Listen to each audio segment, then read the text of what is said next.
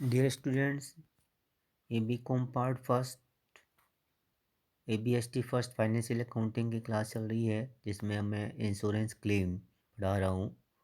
Loss of stock policy के बारे में डिस्कस कर रहा हूँ। पिछले वीडियो में मैंने आपको मेमोरेंडम ट्रेडिंग अकाउंट बनाना बताया था। अब इस वीडियो के माध्यम से मैं प्रैक्टिकल क्वेश्चन समझा रहा हूँ।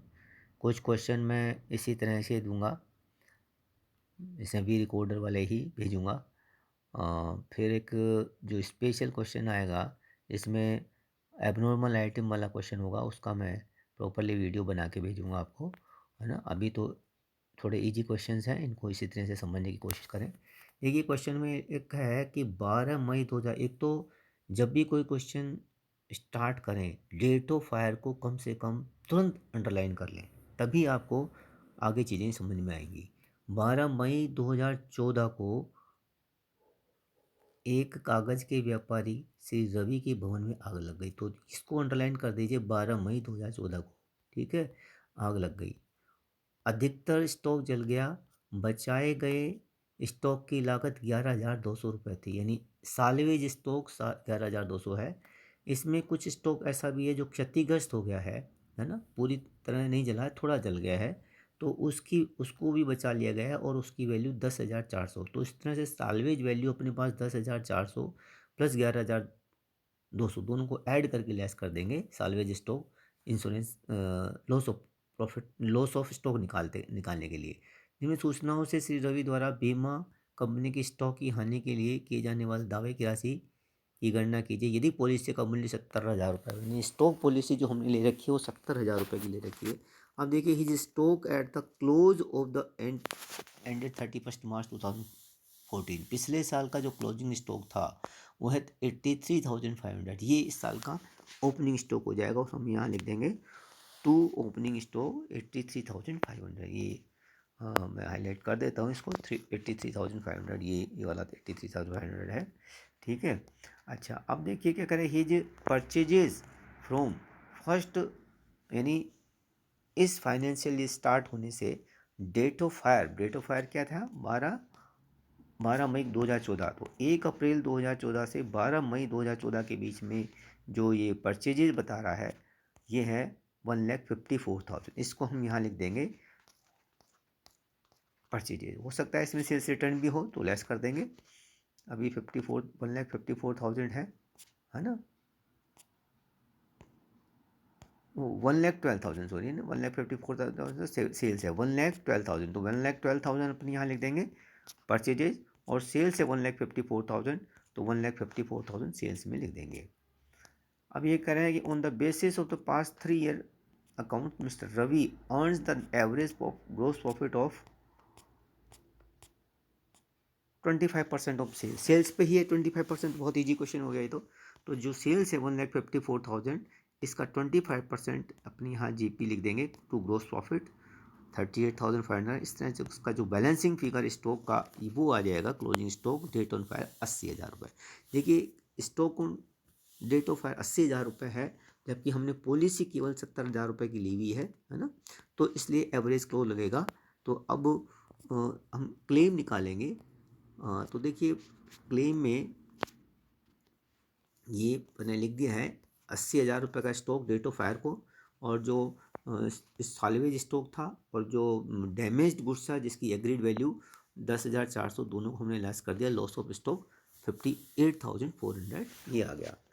अब आप देखिए इसमें कि जो हम, चूँकि अपने पास stock on date of fire 80,000 रुपये का था, जबकि पॉलिसी केवल 70,000 रुपये की, तो क्लेम निकालने के लिए हमको एवरेज क्लोज लगाना पड़ेगा, औसत वाक्य लगाना पड़ेगा। इसके लिए फॉर्मूला है वैल्यू ऑफ पॉलिसी यानी 70,000 रुपये, और value of stock on date of fire 80,000 into loss of stock अपने 58,400।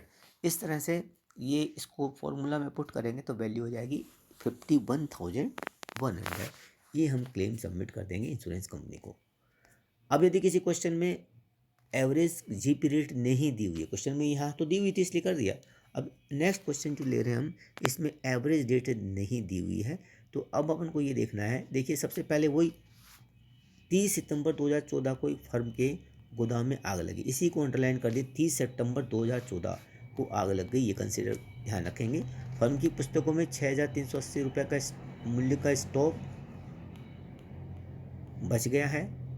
ठीक है, ये सालवेज स्टॉक हो गया 31 मार्च 2014 को, यानी पिछले साल जो स्टॉक था, क्लोजिंग स्टॉक वो 39,400 था, उसको हम इस साल का ओपनिंग स्टॉक मान लेंगे। 1 अप्रैल 2014 से आज की तारीख तक विक्रय क्रय और ये 64,000 विक्रय हो गया, ये हम उसमें 22 सेल्स में दिखा देंगे। ये 32,000 परचेजेज है, ये 2 में लिख देंगे।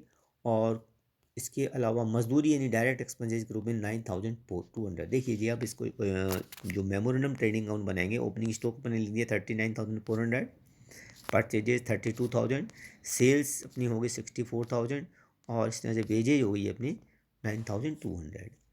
अब क्या करेंगे, स्टॉक के हानि के संबंध में विवरण तैयार कीजिए। स्टॉक का 40,000 रुपये बीमा कराया गया था एवं औसत वाक्य लागू होता है, यानी स्टॉक पॉलिसी अपने पास 40,000 की ही थी।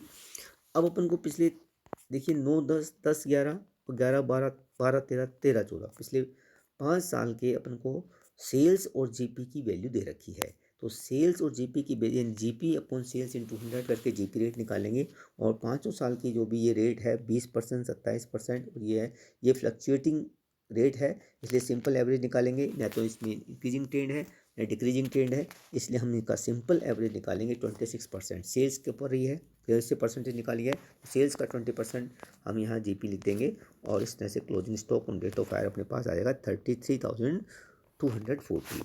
और इसके बाद हम इसमें से सालवेज स्टॉक लेस कर देंगे, जो स्टॉक अपने पास बचा हुआ है वो लेस कर देंगे। अपने पास लॉस ऑफ स्टॉक आ गया है 26,860 और पॉलिसी थी 40,000 रुपये की, जबकि अपने पास डेट ऑफ फायर को जो स्टॉक था वो 33,240 का ही था, है ना, कम का ही था। इसके लिए एवरेज क्लोज लागू नहीं होगा इसमें, क्योंकि पॉलिसी पहले ही उससे ज़्यादा है। ठीक है ना, तो जब पॉलिसी का अमाउंट डेट ऑफ फायर को स्टॉक से ज़्यादा हो, उस केस में एवरेज क्लोज नहीं लगाना है। जितना भी लॉस ऑफ स्टॉक होगा पूरा क्लेम सबमिट कर देंगे। पूरा क्लेम 26,860 हम इंश्योरेंस कंपनी के पास सबमिट करेंगे। इस प्रकार से मैंने ये 2 क्वेश्चन में कराए हैं। नेक्स्ट वीडियो में और एक क्वेश्चन कराएंगे। Thank you very much.